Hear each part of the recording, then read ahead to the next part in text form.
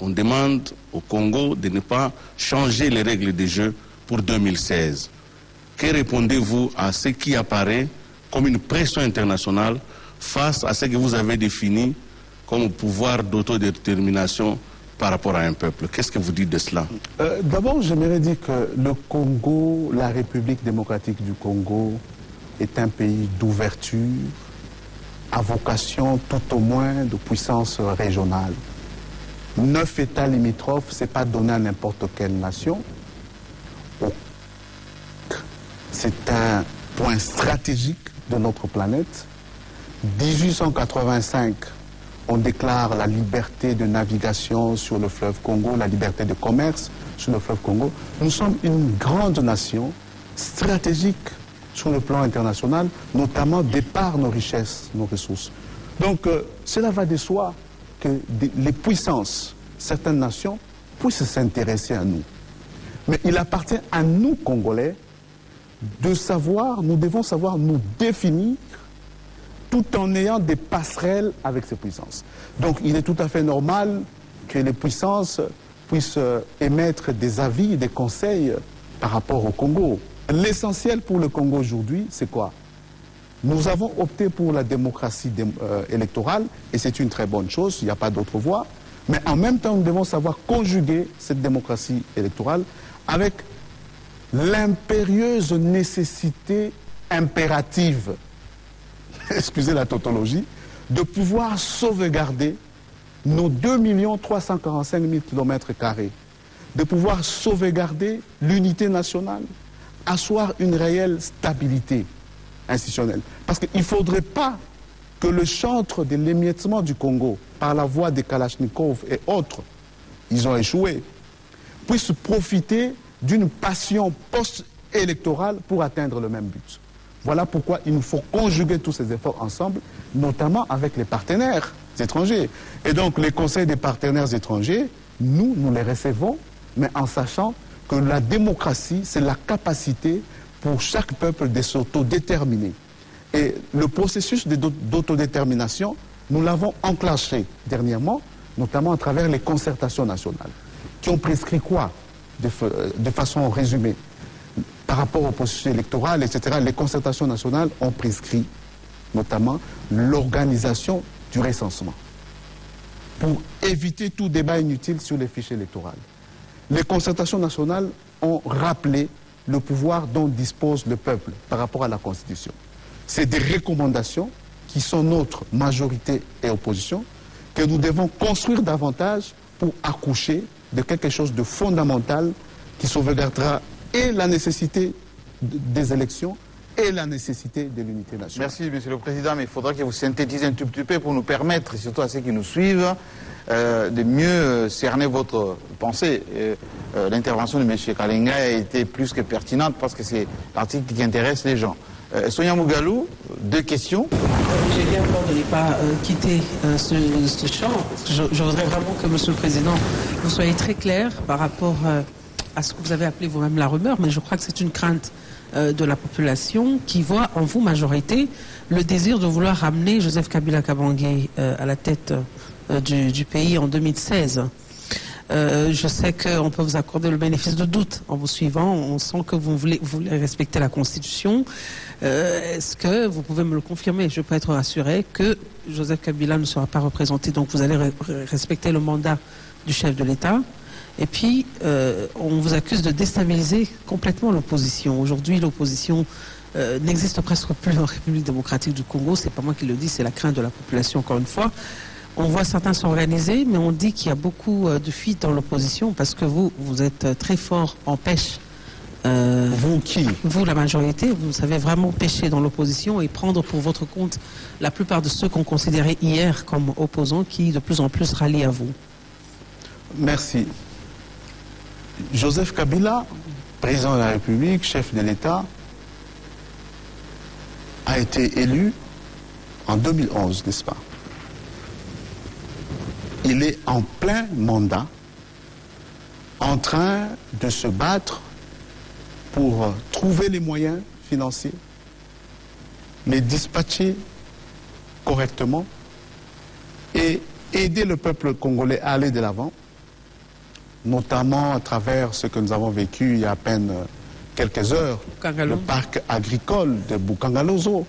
Au-delà de ce parc dans la province du Kwango, il souhaite, il veut et il s'est décidé à étendre ces parcs sur toute l'étendue de la République, toutes les provinces de la République.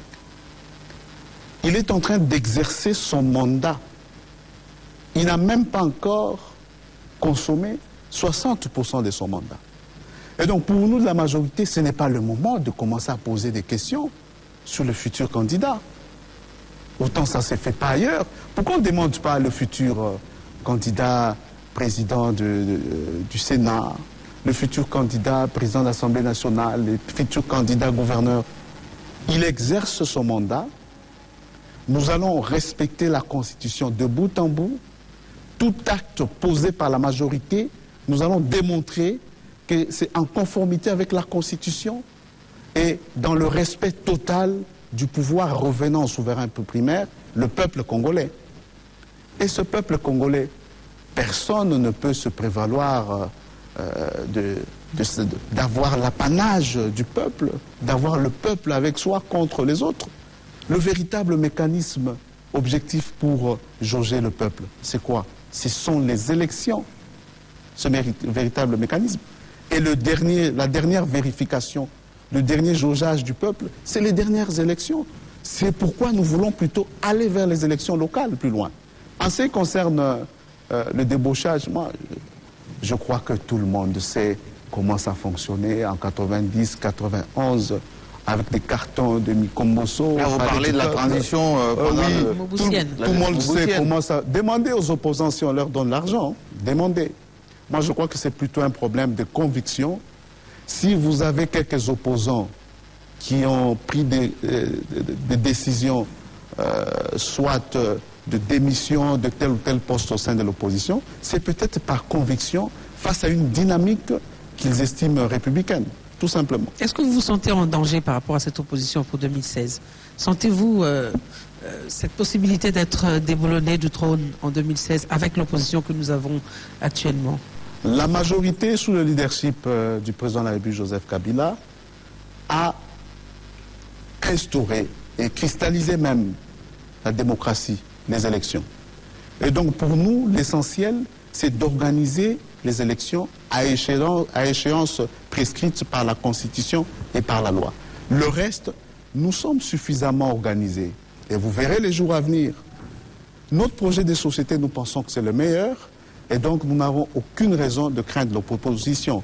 Nous souhaitons plutôt que l'opposition puisse s'organiser davantage, parce que pour qu'une démocratie devienne mature, il faut une bonne opposition qui joue le rôle de contrepoids. Alors, je vais poser une question beaucoup plus directement.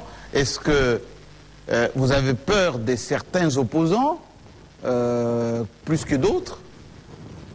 Etienne Tshisekedi, Vital Kamerhe, Moïse Kongolo, parce qu'ils viennent de se mettre ensemble, de la diaspora comprise. Est-ce que, quand je vais peut-être emboîter la question de Sonia Mugalou, est-ce que vous avez peur d'une coalition, des circonstances ou pas, des opposants par rapport à 2016? La majorité présidentielle n'a pas du tout peur de l'opposition. Ce qu'elle cherche aujourd'hui, c'est affiner davantage sa propre cohésion. Et vous verrez les jours à venir. Pour le reste, si l'opposition s'est réellement réunifiée, Dieu soit loué. Dieu soit loué. Comment Dieu soit loué? On verra bien les jours qui suivent.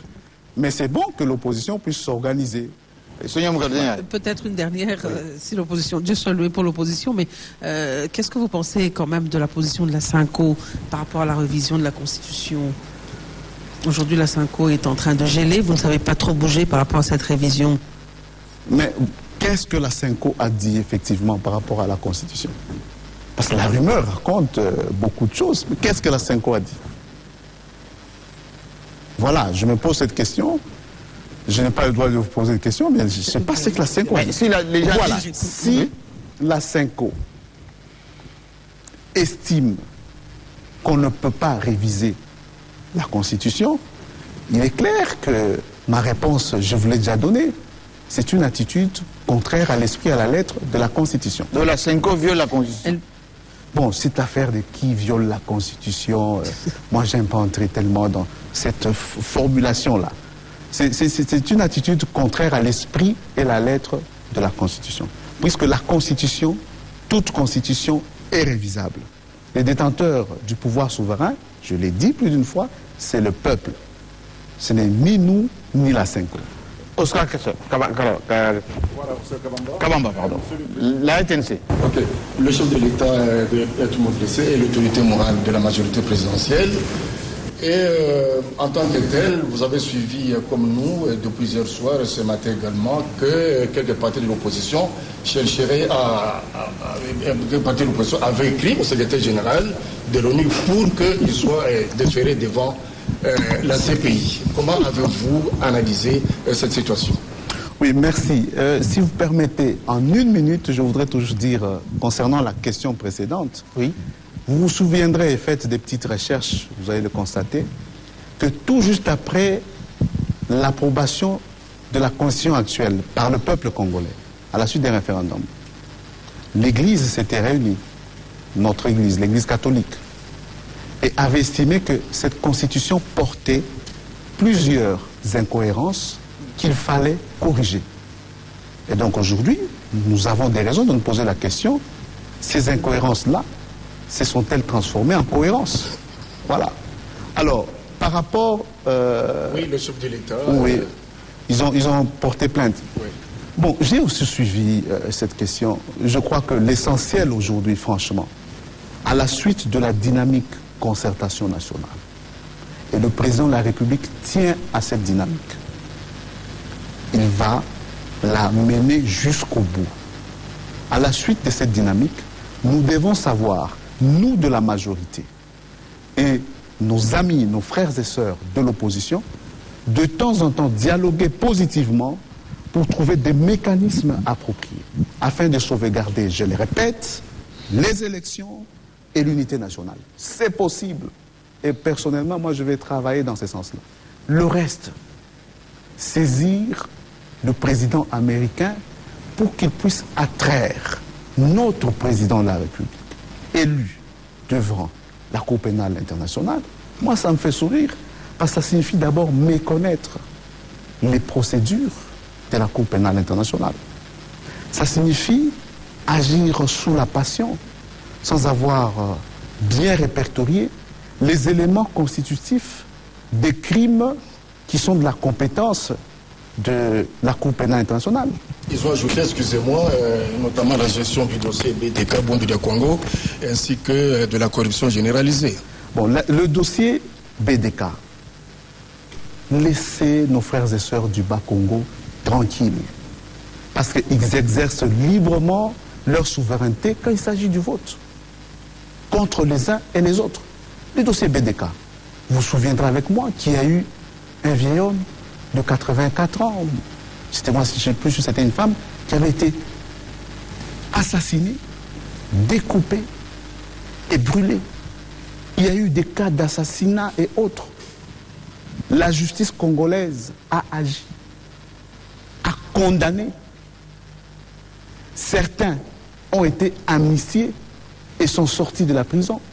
Ceux qui ont été condamnés pour assassinat, évidemment, ça va en dehors de l'amnistie telle que adoptée par l'Assemblée nationale et le Sénat. Et donc, il y a eu un dossier judiciaire de la République conclu. Et aujourd'hui, vous allez comme ça demander au président de la République des États-Unis, qui a beaucoup à faire pour l'équilibre sécuritaire, notamment sur le plan international, de pouvoir attraire Joseph Kabila devant la Cour pénale internationale. Et ça l'a raté. Voilà. Mais justement, comme vous parlez en lingala, Sylvie Bongo va poser sa question tout à l'heure. Avant que cela se fasse, Bruno Bolisson va poser la sienne. J'aimerais quand même pour la transition vous demander, vous, Aubé Minako, vous êtes coprésident, vous avez été coprésident avec Léon Kengo-Wadondo des concertations nationales. Ouais. Est-ce que la manière dont les opposants aujourd'hui, auxquels vous avez promis d'entrer dans ce gouvernement de cohésion, s'agite maintenant, ce n'est pas l'impatience des promesses, notamment que le coprésident Kengo-Wadondo leur avait faites. Voilà, ils sont impatients et qu'ils n'arrivent pas maintenant à accéder. Et vous êtes bien parce que vous avez vos postes et ils n'en ont pas. C'est pas là la question. Bon, probablement certains. Je dirais que Aujourd'hui, il est plutôt question de la Sanga Bonganga et les autres. Oui, il est plutôt question de la mise en œuvre des recommandations de concertation nationale, qui concernent notamment le gouvernement de cohésion nationale. Et le président de la République, apprenant à respecter son pouvoir souverain, discrétionnaire, le président de la République a dit qu'il y a point de précipitation, avec méthode, nous arriverons à un gouvernement de cohésion nationale. Mais c'est une méthode qui dure, hein, ça dure trop longtemps. Pour le reste, la situation du Congo est tellement complexe, tellement atypique, que pour un président de la République, au sortir d'une guerre, après une réussite inattendue des concertations nationales, il doit savoir prendre son temps, afin que la suite puisse être dans l'intérêt de la République, tant sur le plan sécuritaire, politique que social. Alors, voilà. Oscar Aveille, pour compléter sa question, oui. Monsieur le Président, est-ce que vous n'avez pas l'impression que la cohésion nationale tant recherchée est en train de s'éloigner? Aujourd'hui, 7 mois après la tenue des concertations nationales, alors il y a une frange de l'opposition qui sollicite ou qui demande la tenue d'autres concertations. Le vrai dialogue. Voilà, le vrai dialogue, d'autres concertations beaucoup plus inclusives. Caméré, IDPS et les autres. Nous avons organisé les concertations nationales. Il y a eu plusieurs concessions réciproques. Majorité, opposition. Rassurez-vous, ce n'était pas toujours si évident, les débats, tant entre Kengo et moi-même, qu'entre les délégués de la majorité de l'opposition, qu'au niveau de la plénière. Aujourd'hui, il est question de mettre en œuvre ces 769 recommandations, parmi lesquelles nous avons tiré 100 recommandations prioritaires. Mais l'esprit des concertations nationales, à mon avis, à mon humble avis, est tel que nous devons poursuivre, bien évidemment, la dialectique avec toutes les composantes de la patrie qui rentrent dans le schéma républicain. C'est-à-dire pas un coup de pied sur les concertations nationales, mais avec cette dynamique des concertations nationales. Autrement dit, ceux qui n'ont pas été aux concertations pourront participer à ce gouvernement de cohésion. Vous savez que le pouvoir du président est souverain en la matière. Le gouvernement de cohésion nationale, c'est une des recommandations des concertations. Ça concerne les concertateurs. Reste souverain. Et ça, il ne faut pas du tout émettre la moindre réserve à ce sujet. Mais je voudrais ajouter un petit élément rapidement. Le comité de suivi des concertations nationales qui a été mis en place par le président de la République, l'une des dispositions de cette ordonnance est claire. Chaque année, le comité de suivi doit organiser une sorte de dialogue entre les composantes de la nation pour évaluer la mise en œuvre. Voilà encore une occasion de dialoguer entre toutes les composantes de la nation. Donc vous demandez aux caméras d'attendre l'occasion de ce dialogue annuel éventuel. Ce n'est pas une question d'entrer maintenant au gouvernement ou pas. Encore que cela revient au président de la République, sa compétence comme chef d'État. C'est une question de mise en œuvre des recommandations, des concertations nationales. Bien évidemment, on est en politique. En politique, tout est dynamique. Merci. Bruno Bolusson, RTGA. Obien Minakou, vous présidez aujourd'hui l'Assemblée nationale qui doit valider après débat les projets de calendrier électoral déposés par la Commission nationale électorale indépendante pour la poursuite de l'organisation du scrutin en 2015 et en 2016. Les gens attendaient qu'il y ait une session extraordinaire après la session ordinaire de mars pour qu'il y ait débat autour de toutes ces propositions déposées par la CENI.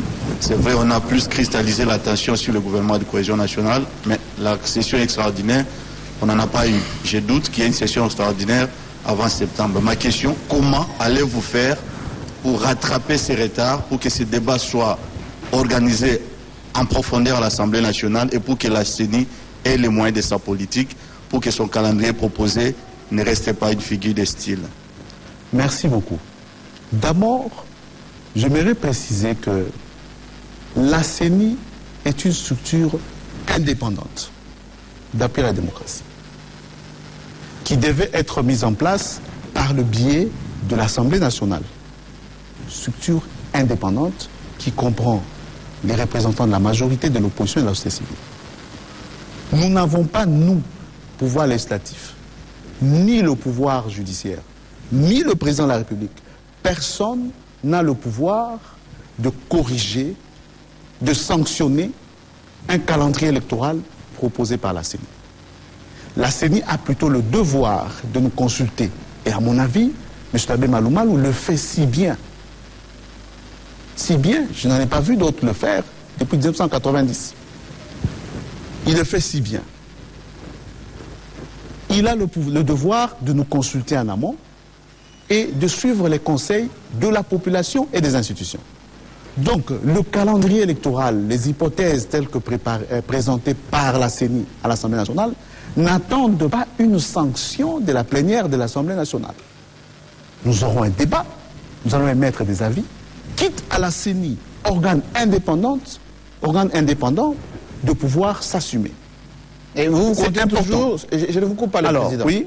Je ne vous coupe pas, mais je vais quand même préciser, en vous écoutant, on a l'impression que vous faites toujours et encore confiance à Malou Malou, président de la CENI, alors que Martin Fayulu avait initié une pétition, alors que la SENCO elle-même est en train de contester, alors que l'IDPS, qui n'a été ni aux concertations, ni envoyé son représentant à la CENI, veut pas non plus de Malou Malou. Alors, expliquez-nous un peu la confiance que vous, majorité présidentielle, vous faites à Malou Malou.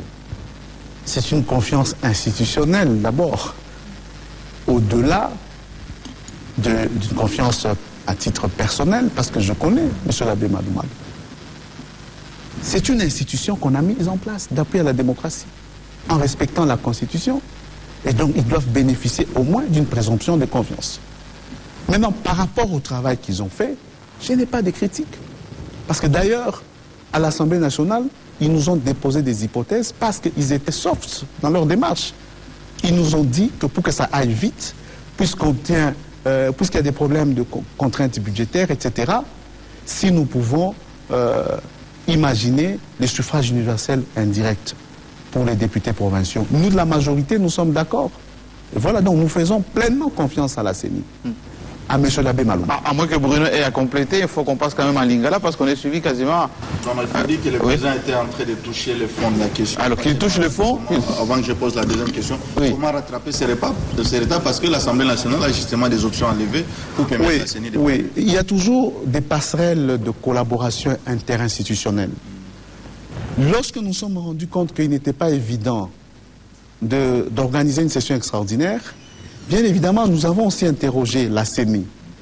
Il me semble que si nous adoptons les lois, notamment la loi portant organisation des élections locales, municipales et urbaines au courant du mois de septembre, il n'y aura point de retard par rapport à l'échéance juin 2015. Ma deuxième question, vous revenez fraîchement du Canada, vous avez pris part à une réunion importante de l'APF.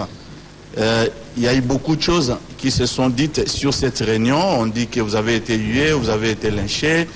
Bon, soit.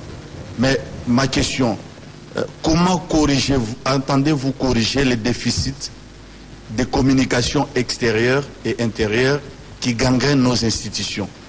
On a pensé que les concertations nationales pourraient diluer les déficits de confiance qu'il y a entre les dirigeants des institutions publiques et la diaspora en général, y compris même la communauté internationale, mais ça persiste. Comment allez-vous travailler, non seulement au niveau institutionnel, mais peut-être au niveau de la majorité présidentielle, qui a aujourd'hui des distinctions très importantes, pour corriger cette image-là des institutions auprès de la communauté internationale, auprès de la diaspora, qui reste globalement hostile à ceux qui sont au pouvoir? Oui, d'abord, je dirais que j'ai pris part à la 40e session de l'Assemblée parlementaire de la francophonie en tant que premier vice-président. Tout s'est bien passé. La délégation congolaise dirigée par le sénateur Moutinga, parce que moi je suis membre du bureau, s'est bien comportée. Le message de la République démocratique du Congo a été livré à cette session par une députée, par une dame de l'opposition. Et donc, tout s'est bien passé. Par la suite, conformément à mes habitudes, je suis allé à l'ambassade. Je me suis entretenu pendant 2h30 avec les compatriotes du Canada. Ils ont posé plusieurs questions sur la Constitution, la révision, le processus électoral, la double nationalité. Tout s'est très bien passé.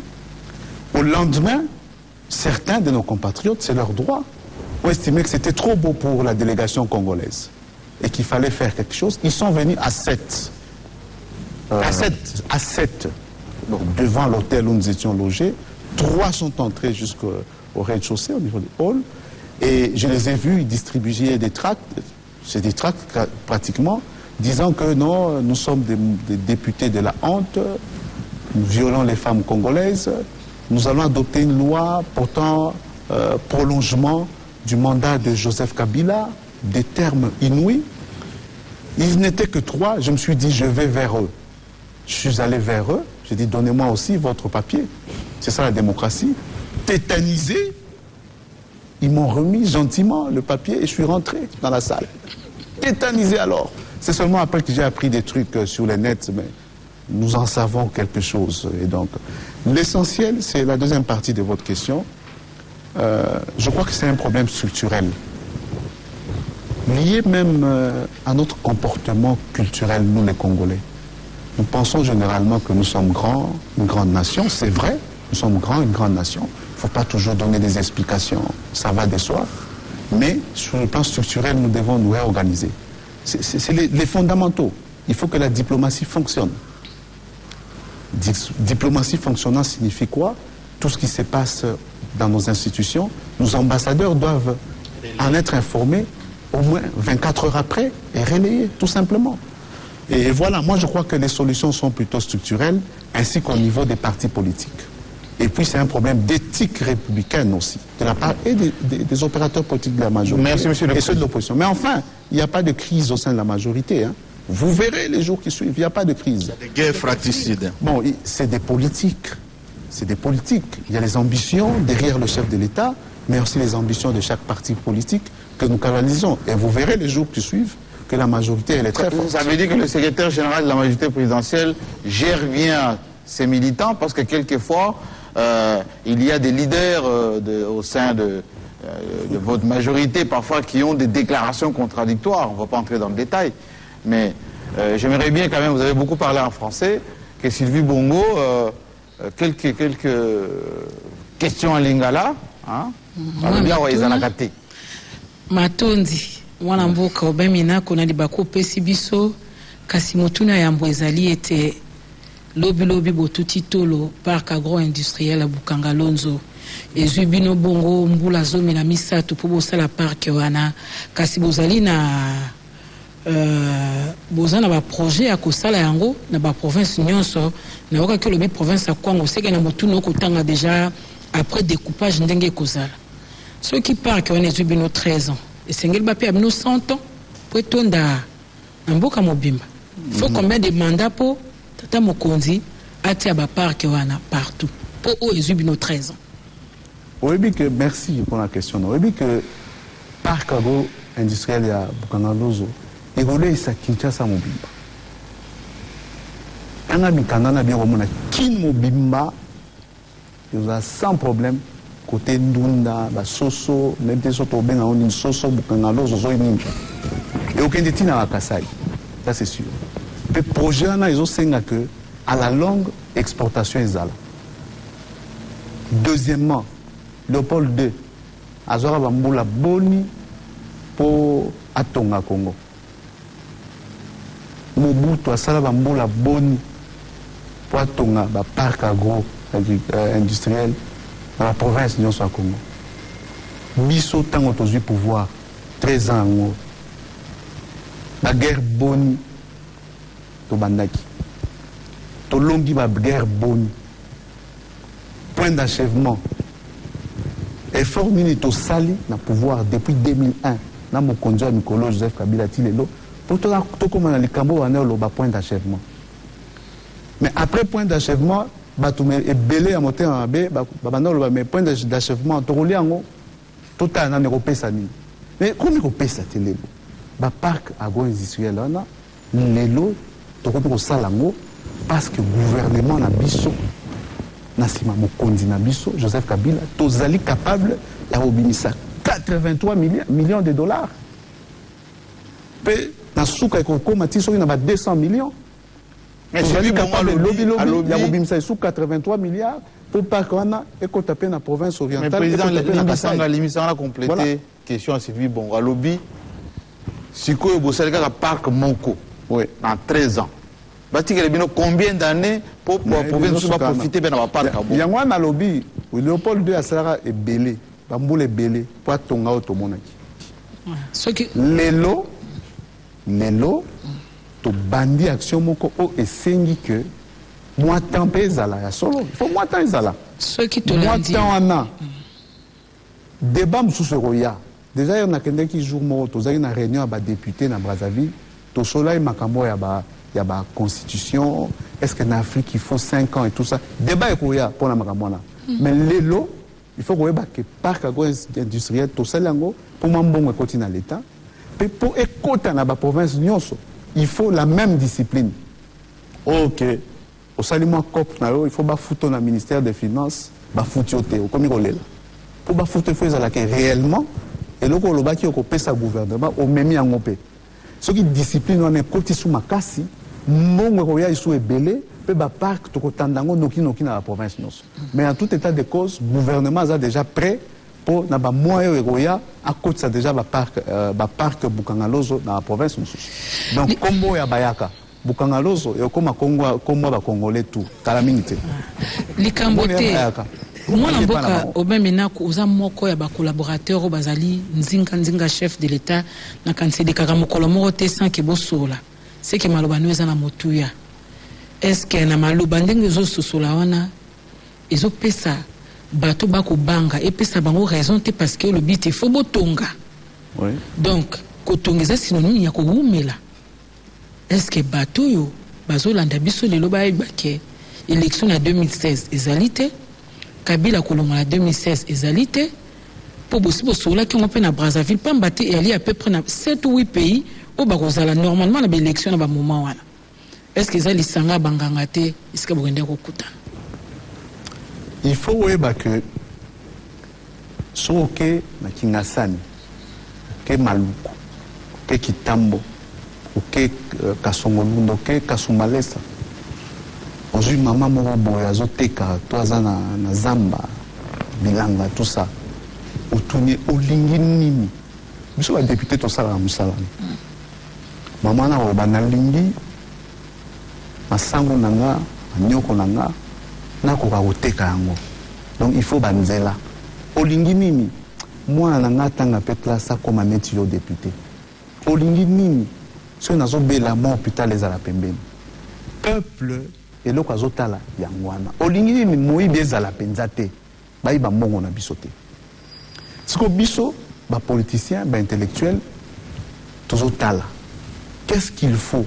Ba institution ya ndenge nini pour to bongisa peuple, bolamwa peuple, to kolisa mboka na biso. On est makamwa ba intellectuel, ba politicien. Mais nous toza lelo. Biso na majorité to lobi que to kotsa démocratie na mboka ti. Démocratie ngi ko loba que opposition akosala tout manduki te, mobulu te, kozokisa te pour jour élection peuple aponaye. Biso pe majorité na démocratie to kana mboko te. Tozo luka que biso peuple a confirmé biso lisusu pour te dire que pour tous on a mutu et ça pour la bola moi peuple c'est là le problème. Mais na lo banano question moko parce que na Brazzaville pe bazo landa biso na lingala na poto bazo landa biso na lingala pour nani ni bino ba député bino ba politicien bino ba konzi ya Congo bazo nyoko la bandeko na biso na Brazzaville bazo benga na bango bino bofandi kabina na sasawa na bakiti na bino bakonzi bozolia bien botiki ba peuple congolais ka bongo totiki peuple congolais te mais côté oyo to kolisi mingi o ba benga na lopoto état de droit respect des droits fondamentaux na droit de l'homme na mokili mobimba balobaka soki mutu moko boye tomboka moko boye bazo violer ba droit de l'homme bozana pouvoir et à réciprocité te tokoki ko bebisa te parce que ça droit de l'homme mais en même temps tout ça l'ignorance bosalinini ba ministre na biso bakende ki Congo Brazzaville oya Brazza ba ekoto to yambi bango bien ba sololi bien bazui ba résolution tout ba décision Kengo Adondo président Sénat akende côté kuna beta imasolo Namoko nazalaki côté kuna to sola imaramango côté ba kondina biso respect to éviter ne ba sololaka on est taille bisoté ba autorité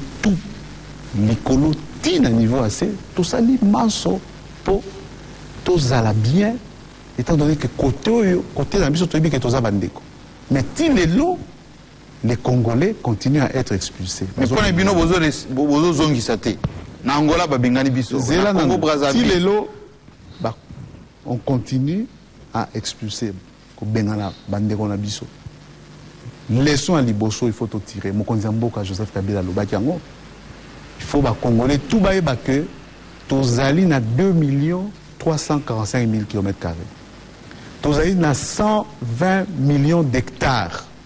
Il y a mabele oyo ke oki ko peso mbongo so sai bilanga bozonga na bino kotoyo bosala musala pe bokolesa bana na bino bakotanga toza na dynamique de développement.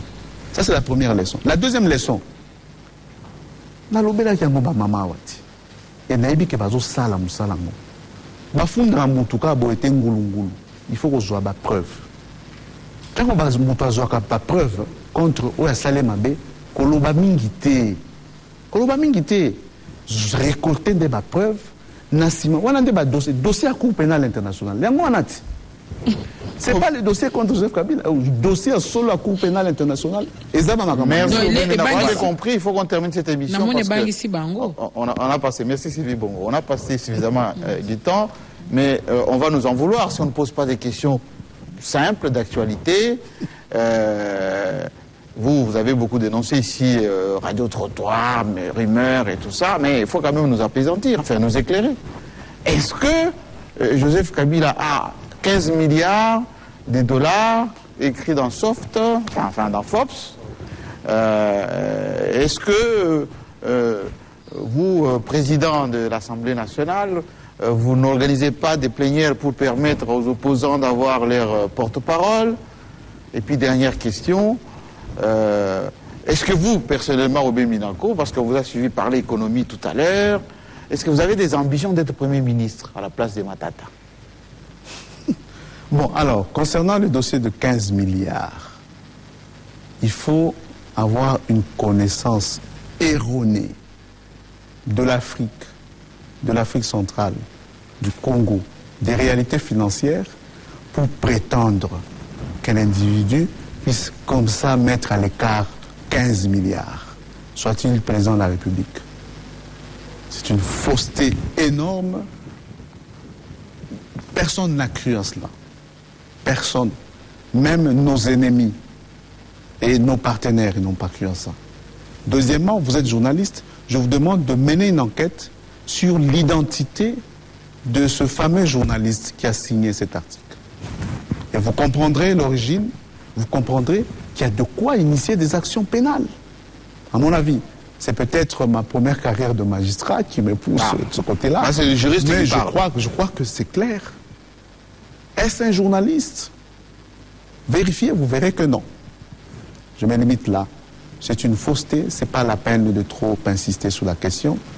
Ne fût-ce que sur le plan de la connaissance des réalités financières, vraiment c'est du n'importe quoi. Oui. Obé Minanko, les opposants. Pardon? Vous empêchez les opposants d'avoir leur porte-parole par une plénière. Au mois de mai, je crois, si je m'abuse, 2013, à mon initiative, le président Kengo et moi-même, nous invitons les députés sénateurs de l'opposition, une bonne trentaine, quarantaine. Et je prends la parole pour dire, vous m'avez beaucoup accusé, vous aviez déjà accusé mes prédécesseurs, et moi je ne voudrais pas que ça continue. Voici mon calendrier. Je leur ai demandé au mois de mai que nous puissions suivre certaines étapes d'adoption du règlement intérieur pour choisir le porte-parole de l'opposition en novembre 2013. Je leur ai remis le calendrier, le projet, en disant qu'ils pouvaient émettre leurs avis.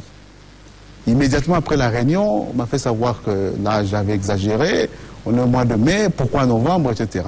Et puis je n'ai jamais eu une réaction par rapport à ce projet de calendrier, jusqu'à ce jour. Dans l'entretemps, les concertations nationales ont eu lieu. Qu'est-ce que j'ai remarqué?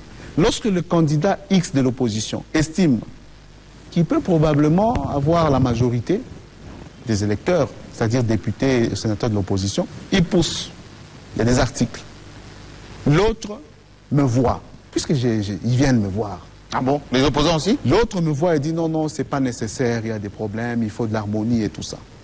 2 mois après, quand c'est le contraire, vous verrez que X ne parle plus parce qu'il estime que si ça se passe à ce moment-là, c'est Y qui pourrait être élu.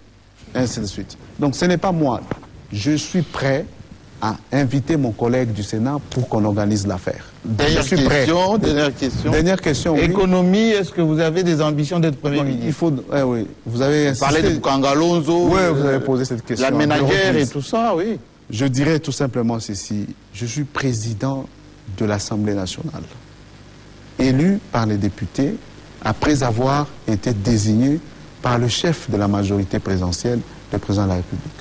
De par mon éducation, je me contente du travail que je fais dans la loyauté pour la République, pour mon parti, pour la majorité et pour le président de la République. Jusqu'au bout. Jusqu'au bout. Contentez-vous de ça.